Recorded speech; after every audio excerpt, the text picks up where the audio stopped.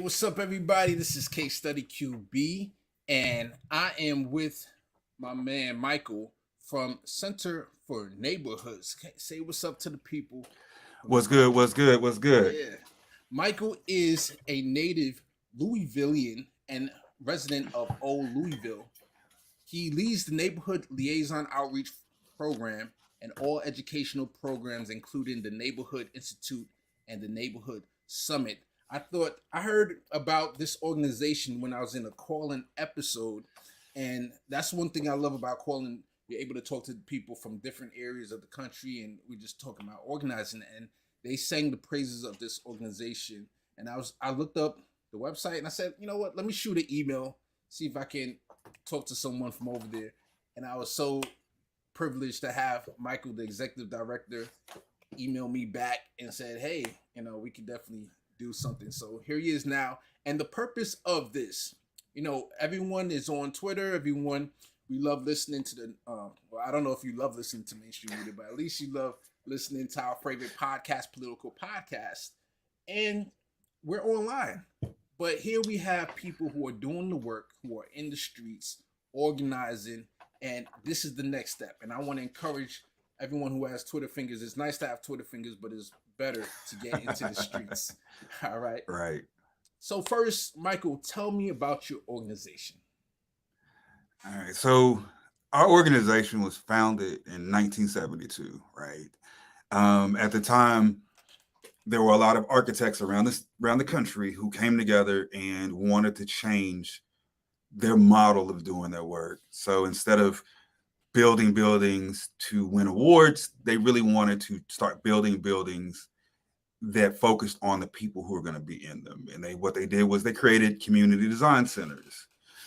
So our organization started as the Louisville Community Design Center with this group of architects who are working in neighborhoods to create what they were calling at the time some equality in neighborhoods. So their first kind of big projects were taking these mansions and breaking them down into apartments to have some affordable housing within these neighborhoods. They did it in a rather affluent neighborhood-ish and in a historically Black neighborhood. So they worked and created these apartments.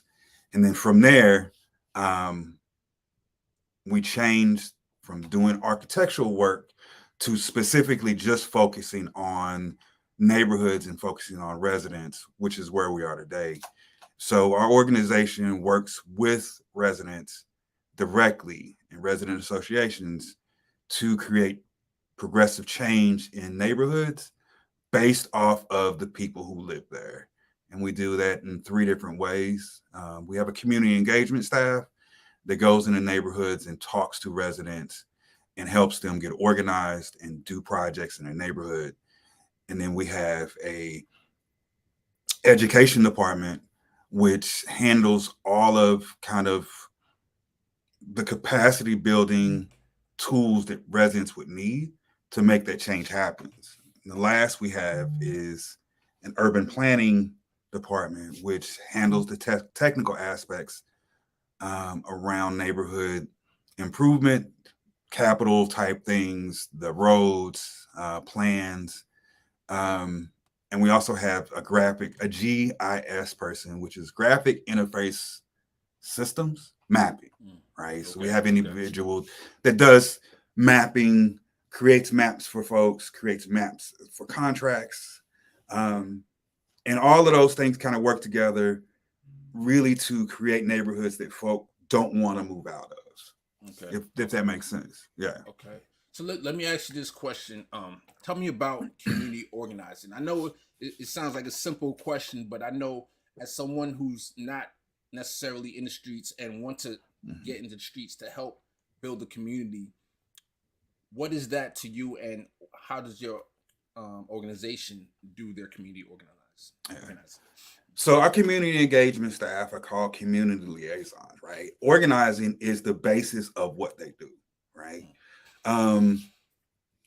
When I first got hired to kind of manage the staff, it was understood that the community liaisons, the neighborhood liaisons, were doing community organizing. We didn't say that they were doing community organizing because of the implications of community organizing, right? But that's what they do. Community organizing is really about bringing people together based on skills, passions, and outcomes, right? So you go out in the neighborhood, um, you talk to people, you figure out who they are, what they want to do, what they want to, for us specifically, what they want to see in their neighborhood. And then we start matching those folk up with other folk in the neighborhood that want to do the same thing, right? One of the outcomes of community organizing is creating an organization. And when we talk about an organization, it doesn't have to be some formal thing. It doesn't have to be a nonprofit. We talk about organization as a means to get work done, right? So organizations are crafted in a way that they work together, individuals work together to get work done.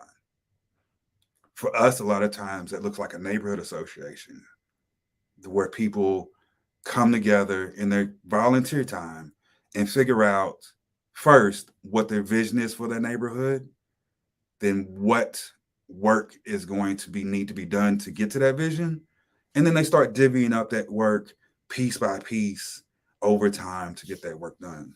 So for us, community organizing is really about people coming together to do work. The way we handle that is really talking to individuals, creating relationships, and figuring out what work they want to do and what outcomes they want to see within their neighborhoods. And, Sure. I think that in general is how work gets done on a ground level, right? Okay. It's it's sometimes it's about one person, but that one person is the spokesperson. Mm, It's really about those individuals working together to do the work, gotcha. So, right?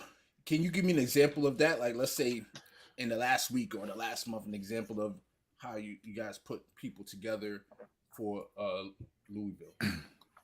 Um, so the most recent is we have our urban planner does a better block program, which really is about taking a specific block and improving that block on a temporary basis so folk can see actually what those improvements will look like, and then they have a plan to advocate for those improvements.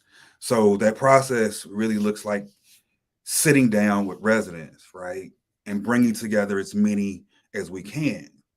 So we do some door knocking, we do some talking, basically in the streets, and we get some folk who want to do that work together.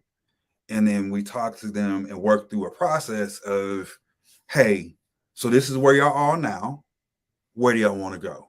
Right. Mm, Um, and then the first thing we do is identify assets, right? What assets do you have in your neighborhood? And assets are, people, organizations, places, things, right? So how do we highlight those assets or tie those assets together to make improvements on this block, right? So folk will say, well, we have a park. All right. So how does that park tie into this block? We have these churches who want to do good work. Well, how do we bring those churches into this process? mm, We had this organization or this business. Well, let's go talk to this organization, go talk to this business about bringing them into this process, right? mm, mm, So, what does the church have in excess that will contribute? What does the business have in excess that can contribute, right? mm, Um, for us, we really tell residents, so, you got this business that's doing good on the block or in the neighborhood, and you want them to participate, you want them to be a part of it. First thing, don't ask them for money, right? mhm, Figure mhm. out what they do, right? And ask them how they can contribute, right? Even if it's a day to say, all right, the only thing we can do is spare 3 people, bring them 3 people, right? Okay. Building that relationship. If it's a restaurant, ask them, hey, what day are you slow, right? You open from Monday to Mm, Sunday. What day don't you, what's your slowest day? We'll make that the neighborhood day, Okay. We'll all show up.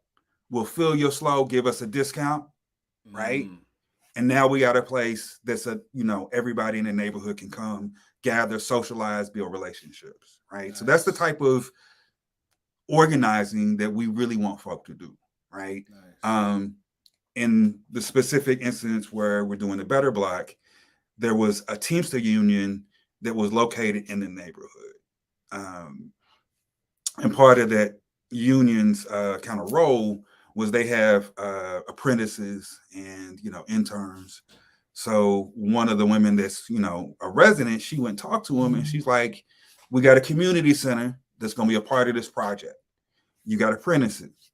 Like, can we have some of your folk who are working to get licensed work on the community center?" They were like, "Bet," because it's part of the work that we already doing. So it's a good way for us to help them get the skills that they need and give back to a neighborhood that we're a part of, right? So the community center got a fresh coat of paint, a little bit of rehab work done for free, right? Nice. So that's the example of, what resources do you have that you can contribute where it's not you giving up your Yeah. profits, Nice. right? Nice. I like that. When you talked about inviting the church and other organizations. First, I really like the idea of going to a restaurant and saying, "Hey, what's your slow day?" And then getting "Hey, we give you a little discount, and in return, we put some bodies in there, make the restaurant Right. look busy." Because I don't know about you, I never go to that restaurant that has nobody there. I'm like, okay, something must be Right. going on with that Right. restaurant, and I'm not going to eat there. The other question, so I like those strategies. I want to ask you, um, what about your organization that you wish you had more of, or that you could make it more effective? What is it missing? Um, Policy work, right? Mm, So for us, especially working with residents, after a while they get to a certain level where doing like small projects is like that's they've worked their way through this. So wait, let me take a step back. When we work with residents and get them organized and get them started working, we really tell them that there's a process that you should follow to get work done, right? Um, we really we have them ask, these three questions. What can you do by yourself, right? As a group, what can you get done right now? What can you get done that's going to require a little bit of assistance from outside this group, right? Or from outside your neighborhood? And then the last question is, what do you need somebody to do for you, right? What happens is folks start at that top question. Well, we need this done for us now. okay. And what ends up happening is typically is a process to get that thing done. And it may take, quick as 6 months, long as 5 years. But now you're not doing anything but trying to force folk to get this thing done. You start at the bottom with what can we do together right now, right? You start doing work, Mm, right? And for us, work begins work. We may get 10 people together and they start doing this work.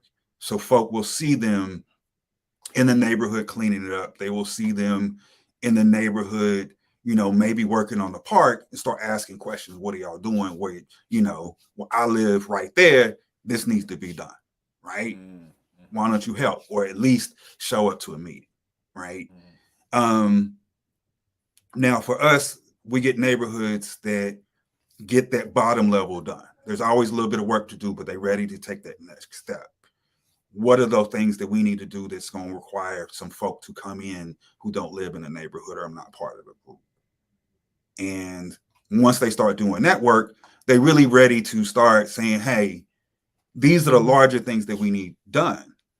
So for us, a lot of that work looks like policy work, right? mm. Looks like removing the hurdles to get those larger things done, right? And what we want to do is really start to branch out into looking at policy work and not doing advocacy for people, but really teaching them how to advocate for themselves in a way that leads to change, right? Okay. But that requires us to be able to either do policy analysis or work with folk to get policy analysis done. Mm. So What's an that example is of our that, next step. if you don't mind Um, interrupting real quick? Like, so for example, I was thinking of something I was thinking about in my own mind. Like, if I was the mayor of a town, and I would look into, one of, and this is a leftist program. If I didn't make it clear before, so I was a Bernie Sanders supporter, and one of his big policies was Medicare for all, right? And of right. course, at this point, it's not happening, and it didn't pass. But I was like, if I was the mayor of a town, I would see if you have police in the town, you have fire department, different places where resources are going to. If I can get a town doctor, maybe even get 3 doctors that can do the morning, afternoon, and night shift, because the shifts are usually those 3 shifts. So that now the neighborhood has their own doctor that they can call at any time. If you have an ear infection in the middle of the night, your baby or somebody like that, and you pay them, 80,000 a year or whatever it is to be the neighborhood doctor. Now you're almost having a Medicare for all, Right. almost to a certain extent in your town. So, like, what policy or things like that have you looked into, or would you like to see in Louisville? So, um, so one, I think that would be dope, right? Mm-hmm. Um, so we have some like immediate care centers. They're not in the hood, right? Mm-hmm. You got to travel 15, 20 minutes to get hit immediate care, but right. But even using that example, so those doctors really want to be where the people are, where the need is. Mm-hmm. Are there zoning restrictions that keep them from opening a clinic in that neighborhood, right? So if the people are saying we need these things, right? And they go and it's like, all right, we need these things, we want these things, we want to use this building. A lot of times what the city will say, well, it's not zoned for that, or you can't do that for these reasons. Having people to be able to sit down and pull up the code, the zoning code, pull up the, what folk are saying is the restrictions, being able to analyze them and say, okay, this specific piece of this needs to be changed, right? And be able to go back to the legislator and say, hey, this is the problem that we're having. This is exactly what we want to be changed, right? Instead of going and saying, all right, this is the problem, we need you to fix it. And then having to either wait for the legislator to, make the decision on what needs to be changed, showing up with an answer instead of showing up with a problem, right? Saying, hey, this is the problem. This is what needs to be changed. This is how we want it changed, right? And the legislator is like, all right, I don't have to do this work. I already have what needs to be changed. Verbiage may have to be changed. It may have to be put into those ridiculous ways that they phrase things, and that being able to move forward, right? And but also part of community organizing is at some point being able to influence your legislator, influence your local government, right? And let me say now that is the definition of power. Power is influence when you talk about, on the base level, right? We don't empower people. Every individual walking the face of the earth has power. Your power may be small, but what we encourage folks to do is get collectively together, and collectively together you increase your power, right? So when we start being able to introduce solutions to legislators, we want to be able to do that collectively, so that you already have a collective power, collective influence to start making those changes, right? Yeah, I'm sure if you go to an office, a politician's office, city council, and it's just one person saying, "Hey, we need this." But if you come with 50 to 100 Right. people and everyone has signs, Right. go ahead. And you're not showing up with an issue. You're showing up with a solution, right? Okay. And that is our next step, is to work with people to say, you know, this is the issue, right? These are the policies that are keeping this issue in place. Let's sit down and work through these policies to figure out what needs to be changed, right? And really starting to take folk to that next step, right? Okay. And then also working with them collectively to say, all right, you went to your local legislator. What was their response? Was it an outright no? Do you feel like they brushed you off? Right? All right. So if they brushed you off, you now have enough folk for a voting block, right? Start, go to the next neighborhood over, sit down, have a conversation saying, look, this is our problem. This is what we wanted to do. This is our solution. What do you think about it? Right? If there has to be some negotiation, do some negotiations, but, talk to them about, hey, this is what happened when we went. Let's find somebody else that's going to better represent our needs. Because this is what happens in influent neighborhoods. They produce solutions that they want already done. And if that representative doesn't follow that solution, they will automatically replace them. Right? Yep. So we want that power, that influence to be in our folk, within our folk, right? That knowledge to be within our folk, to say, okay, you're not meeting our needs. It's not that we don't love you, but you're not doing what we feel is needed. So this is the individual that we are going to put forth to start advocating for what we need. Right? So let me ask you a question. At that Yeah. point, if the person that's already in office sees that you all are serious and starts to and push somebody out there to challenge them, and they say, okay, you know what, I'm gonna start being more responsive. Do you ever say, okay, let's stand down, or do you say, you know what, we got to this point, so we're gonna have to, even if the person doesn't win, we're gonna run the race? You ever got to that point? I mean, yeah. But I mean, so, and that's the thing, right? Now either the legislator can either be salty, or they can say, hey, these folks are serious. Exactly. Let me sit down and talk to these folks because they serious, right? I don't need to have a tough race every time I run because I'm not listening to what these folks want, right? Yeah. And I tell folk all the time, like, look, invite folk to your meetings. If they don't show up, give them a call. Say, hey, we invited you. You said you was gonna be there. You wasn't there. Give folk grace. Why weren't you there? Give them another chance. Yeah. If it's a consistent thing, hey, you know what I'm saying? Yeah. You asked for it. Yeah. Yeah, definitely. I want to give a quick shout out to the chat. PJ Holly is in the building. The Jamon is in the building, and I'm not even going to try to pronounce your hand. I'm going to say IKB is in the building. Much love. Thanks for following me on Twitter. I saw that comment. So I want to ask you, Michael, what's a typical day, a typical week as the executive director? So you're the leader of this organization.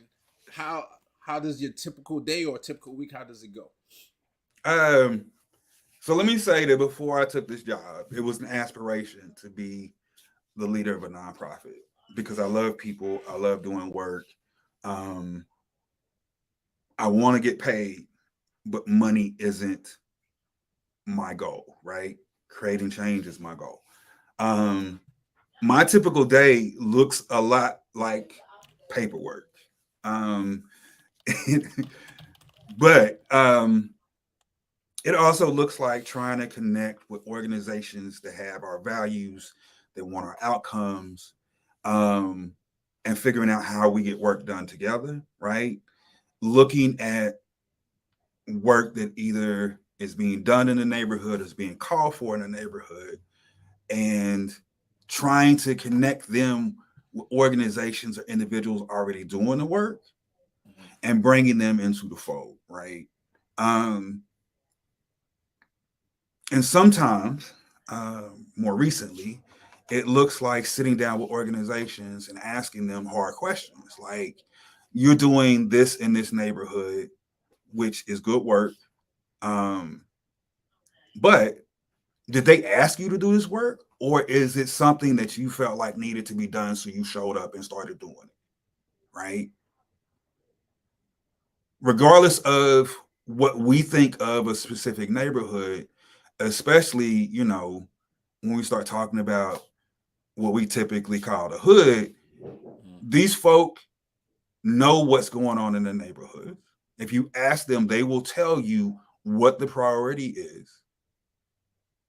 And for us to show up out of the blue and start doing work because Mm-hmm. we think that this is what you need is doing them a disservice, right? Mm-hmm. Um, we tell folk all the time, like, you showing up doing work without talking to folk first is 95% of the time why folk distrust nonprofits, right? Mm-hmm. Because yeah, in Louisville, we have organizations that have really specific goals. I'm not gonna call out anybody, Okay. but they would show up and do work, and then people were like, I didn't ask for that. You've done this thing. Now I'm responsible for the output of this thing, but I didn't ask you for it. Mm-hmm. You're not giving me any instructions on how to care for it or what happens next. Mm-hmm. Like, it's a problem, right? I mean, you go, especially poor black neighborhoods, you see all of these failed projects, right? A lot of these failed projects are because folk didn't ask for it, right? We got a project in the city called the Ashante House, which was a youth, supposed to be a youth kind of organization and a youth property. But nobody asked for it. Folks show up, threw it up, and said that this is a great thing, Mm-hmm. right? They had some participation, but they didn't start with community buy-in. So when the money ran out, they couldn't sustain it. The community never asked for it, so they didn't continue to go. So now it's just an empty building that nobody knows what to do with, right? Okay. Okay. And this is right in the middle of the community, so I wonder if it could be repurposed. So I'm curious if, like, let's talk about it right here. Do you know if that was something, if there's something that they would rather turn that into, like maybe an incubator, business incubator, or maybe an indoor basketball court or something? What do you think should be done with that particular property? I think we should ask the folk who live next to it, Okay. right? Okay. Let's get community together, right? Yeah. Let's Yeah. bring some folk together. Say, hey, this building over here, um, what do y'all want to do with it? What should happen with it, right? Okay. Okay. And then, Interesting.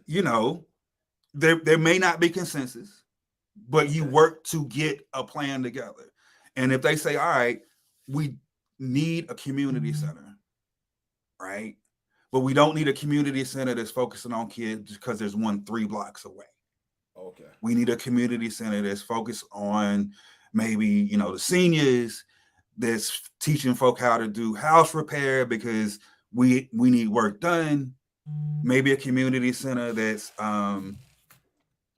focusing on teaching people certain life skills, right? Hmm. Take that plan, and that's when you start asking for money, and that's when you start bringing other folk in to start implementing that plan, right? But if you start with, well, we want a youth center that focuses on basketball, you may have 4 or 5 kids show up, Okay. or you may not have any because there's a community center up the street, or the hot place to play basketball is across, like, up the street, it's at the park. Yeah. Um, and they are collectively keeping all the ball players because that is where everybody goes. I think that's an important point that you brought up. Ask the community. It's something that simple that a lot of times people just they fly in, they might have a lot of money, be like, you know what, I'm just gonna plant this right here and then leave, and you guys gonna love it. Kind of thing. Yeah. Right. Right? So folk will start with like this.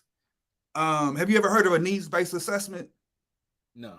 Needs-based So a assessment. needs-based assessment is what a lot of nonprofits, government, um, and other folk will use to really say what this um, neighborhood needs, right? Okay. So they'll go through and they'll survey and they'll do all of this work and say, these are the needs of the neighborhood. This is the number one need of the neighborhood. And this is what we're going to focus on, right? Mm-hmm. Um, and that does a disservice to the neighborhood, right? One, you're saying that this neighborhood is specifically based off of these needs, right? And that's what we should focus on. In our city, the West is where all the Black folk live, right? Historically Black. Um, Economically, it's lower than a lot of parts of the city, right? You start with its needs-based assessments in the West, but when you go East, you don't start there. You start with conversations, right? You start with, y'all got these things. What improvements do you need? We work off an asset-based approach, right? We don't start with needs. We start with assets. What do y'all have, right? What can you do with what you have? Have you ever sat down and actually mapped out the assets in your neighborhood? And once you mapped out the assets, then we start talking about what you need, what your priorities are. Can you give me some example of assets? Like, do you mean recreational parks? Do you mean supermarkets that so you don't have food deserts? What do you mean by assets? So, asset-based approach really is looking at 6 different assets. You got people, you got spaces, you got organizations, you got institutions, you got trade. When we talk about trade, we're talking about both the organized businesses, but also the dude that will cut your grass for $20, right? Those kind of unregistered businesses, Mm-hmm. I don't know about y'all, but in our city for a long time, we had a hustle dude that was outside of the auto parts store that if you showed up, and needed your brake done, he would do it for a little bit of cash, right? Okay. Instead of having to go to the auto shop, right? Okay. For a lot of women, he would be the one that if you needed a battery replaced, will throw the battery in for you. Gotcha. Do the alternator because you just don't do it. Instead of having to pay somebody $95 for labor, you give him $30, right? He is an asset to the community because he's doing work that the community needs for a little bit of funds, right? Okay. And the last asset that we really work with is the culture, history, and story of the neighborhood because those things are important. For us, we have a neighborhood called Little Africa that was, way back in the slave trade, but it has historically been a Black neighborhood. That story and the culture is important. So we work with individuals to first say, who is in your neighborhood, right? A lot of folks think that because you live in the hood, there's nobody in your neighborhood. You sit down and really go through it, you'll find doctors, lawyers, you'll find folk who have professional jobs in your neighborhood, right? At least we do. Okay. And then we start talking about, so what organizations do you have, right? What institutions do you have? And once you get all of that compiled, you now know what's in your neighborhood, right? So if you want to do work on your house, you need a plan. And then you also need to know what tools that you have to figure out what tools that you need to repair your house, right? So we start with that tool inventory. We start with those assets. And then like, all right, So what work do we need to get done? And we have people to sit down and say, these are the things that we want to get done. These are our issues. These are our concerns. And we ask them to prioritize them, right? Because the city may say, well, you know, economic development is the answer, is the thing that you need to focus on. And look like, well, I have a job, right? Mm. I don't have the desire to own my own business because that's not who I am, right? Mm-mm. So economic development may be that thing, but we really want to focus on getting the streetlights repaired, Mm. right? Because we want to work on safety, so we want to get the streetlights repaired. We want you to help us figure out how to get house repairs done, so the older folk in our neighborhood, are living better, or me living in this neighborhood is living better, right? We have them create the priorities, and then we figure out how to use those assets to help those priorities, right? Gotcha. Okay. So who's in the neighborhood? Churches is a big one, especially in Black neighborhoods. But sometimes it's a little sticky because Okay. here in town, a lot of our larger churches don't, the constituents don't live in the neighborhood, right? Everybody Okay. drives in because the churches have moved a couple different times as congregations grow and Okay. shrink. So they might move so nobody lives in the neighborhood. But still, right? The idea of having churches do work in like that 4 block radius around them, right, Mm. is a great thing. You might have a carpenter or a construction worker or electrician that lives in the neighborhood, right? How do you get that work done? How do you figure out how to get them start working toward making things better, right? Okay. The last thing I'll say about this is the example I gave of the Ashanti house is now just an empty building, right? That's an Mm-hmm. asset. It may not look like an asset, but that's an asset to the community. If you can figure out how to change it from what it is to what you need it to be, right? And it's the same thing with businesses in your community, same thing with institutions in your community. So, yeah, you're a business here and we respect you and we want you to make money, Mm-hmm. but how can you work with us to make this neighborhood better? Better. Mm. And in doing so, increase the amount of money that you make, Mm. right? Okay, got you, got you. So the last thing I want to ask you as we start to wrap up, you were talking to me about before we got on the show, some classes that you do and some things you like to promote. I would love for you to talk about that and go into detail as we wrap it up.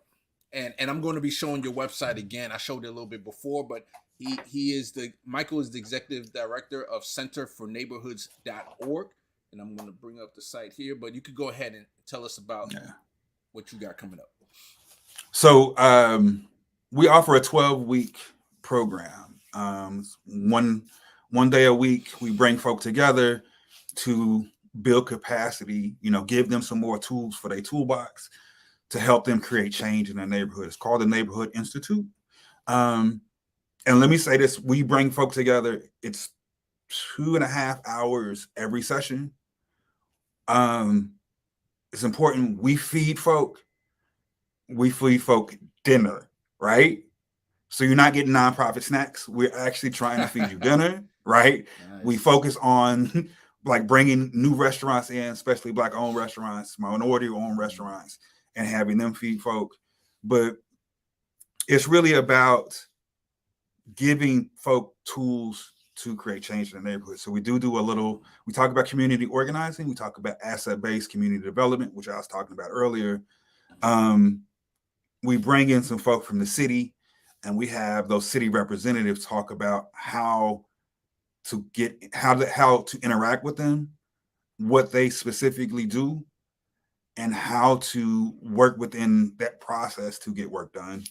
Um, we also work with folk to teach to guide them into building relationships, both inside the class, but also in the neighborhood. Because our real mantra is neighborhoods are nothing more than, lines drawn on map. Community is about relationships, right? Mm-hmm. It is about folk having relationships with each other. We want every institute participant to build relationships on their block, right? A lot of times folk will talk about, back in the day, I didn't have to worry about my kids could play on the block. We did this on the block. It wasn't that bad, yada, yada, yada. But a lot of that had to do with the relationships folk had with each other, right? Yeah. Parents knew each other, had relationships with each other. So the block, when I lived in the West as a kid, the block 3 blocks from us was hot. Our block, nothing happened. But it was about the relationships. It was about people sitting on their porch looking out for each other, right? Yeah. It was also about, the auntie, grandma, who was in your business all the time, right? Yeah. I tell folk all the time, be outside. When you see somebody show up, regardless of why you think that they're there, speak to them, right? You see somebody getting out of the car, out of the street, like, hey now, how you doing? Yeah. Right? Exactly. Yeah. Some of that is, the Southern hospitality, but that's also saying, hey, how you doing? I see you. Right? Yeah. That's true. Yeah. Right. You know in what a I'm friendly saying? way is like, hey, I A see friendly you. way. I see you, right? Yeah. Don't do nothing you're not crazy. right. You're not sliding through. I see you, right? Yeah. I had some folk who lived on my block when I was, raising the kids in the West. They were, on that alternative economic model, came through, knocked on the door, said, hey, glad that y'all here. What y'all doing? Hey, we about to cook something. Come through, right? Built a relationship with them, saying, hey, look, I'm not going to talk about what you do to make money. However, block is real quiet. We got a lot of kids. Just look out. Yeah. Right? And it made a difference, right? So that's a lot of what we talk about in Neighborhood Institute is about building relationships and what building relationships can do, right? Because safety is a feeling. Yeah. Right? You can live in the suburbs with a ring, a ADT, right? You can have all of these things to make you feel safe in the suburbs and still not feel safe. Right? Yeah. Because it's a feeling. You can live in the hood, lock your door, and that be it, and be like, ain't nobody messing with me, and feel safe in your spot, right? Because it's feeling. Anyway, so that's the 12-week class, and then we offer kind of when as needed 2-hour courses or sometimes 2-day courses around what people are asking for. So we do have a community organizing training. We also have an asset-based community development training. And then we have really specific trainings around getting work done. How do you host a meeting? Go ahead. I was just curious, what would you consider a successful meeting? Like, would you like to get like 10 people to each meeting, or would you like to get 100 people? Like, you try to promote and market to get a certain amount of people to each meeting? So for us and doing like the facilitation work, doing like the training, hosting training, 40 people is the most that one person for us can like effectively do. Anything above 40, it becomes a problem, right? So we really try to keep it at that level so that we are able to, if need be, answer questions, make sure that everybody is getting the information that we're offering. Right. So we don't try to go big because all of a sudden it's a conference or a lecture. Yeah. This is really about, interacting. You can't feed more than 40 people. You don't got that much food. Now just kidding. Right. Now, but I'm sorry, finish your thought. But we also do some classes on helping people get work done, right? Yeah. Gotcha. Um, Meetings, really trying to get them, once they're organized, to work efficiently together. Because let me say, neighborhood associations and all of these things get sticky because people get caught up in titles, right? Mm. Get caught up in the idea of authority. And it's like, no, right? You're Yeah. the Yeah. president of this organization, but your main role is to run meetings. It's not to make decisions, right? Y'all should be Mm-hmm. making collective decisions. Your Okay. Gotcha. role as president is just to Mm. run these meetings. It's not to dictate your agenda. And would you say that's your style? Is a more collaborative style of being executive director of your organization? Yeah. Yeah. Um, so I mean, yeah, because I am not the authority on anything, right? You know what I'm saying? Okay. Like I can only say that I'm 3/4 of authority on myself, Mm-hmm. because I still go to people and say, hey, what is wrong? And they will Mm-hmm. guide me through a process to Okay. improve myself. So I'm barely an authority on myself. In my organization, sometimes I have more knowledge than other folk, Mm. but I may not know the best way to get work done. Mm. So if somebody says, hey, um, we should do X, Y, and Z, all right, so why should we do it? All right, let's do that. Right. Mm-hmm. Um, or I may go and say, hey, what y'all doing is not working. Figure it out. Right. It is not my role. I don't see myself in a role where I can dictate how you do your work when you're doing your work based off of your skills and your talents and your passion. Right. Mm. I'm not trying to diminish that. I'm not trying to bring that down, because I hired you because of the skills and passion and the talents that you have. So I'm going to allow you to use that in this role to get things done. So I may say, hey, what you didn't do didn't work. We need Okay. to shift or rethink what you're doing, Mm. but I'm not going to show up and say, hey, you need to do things like this. Awesome. Thank you so much, Michael. I really enjoyed our time together. Here's the website again, centerforneighbors.org. And I think I learned a lot from our conversation. You know, you talking about how one of the highlights will always be that, going to a local institute like a restaurant and saying, "Hey, what's your slow day? Let me help you bring some people on your slow day, and you give us a little discount, and we can help boost the community, boost the economy in that way, and help everybody out." So that's Right. just one of the nuggets that I got, but also demystifying what a nonprofit can do and how it can help the community and help the neighborhood. So anyone watching, look into this website. Maybe look into a nonprofit near you that you can. Maybe there's something that you can actually start. So thank you so much, Michael, for coming by. I really appreciate you. Let me give one last shout out to the chat room, and then I'll let you give your conclusion. Just want to give a shout out to the gentleman one more time, PJ Holly, IKB. Good luck on that. I know you're a UPS worker. I saw that. So good luck with the coming up strike. So I'm with you. Solidarity, definitely. Um, and anybody else who's there. Yeah, give us your last words as we end the show, Michael. Yes, solidarity to the UPS workers, right? Um, Look, community organizing started with labor organizing. Yeah, So, you know what I'm saying? Um, Let me just say that, if community organizers did more work like labor organizers, we'd be a lot farther along than we are.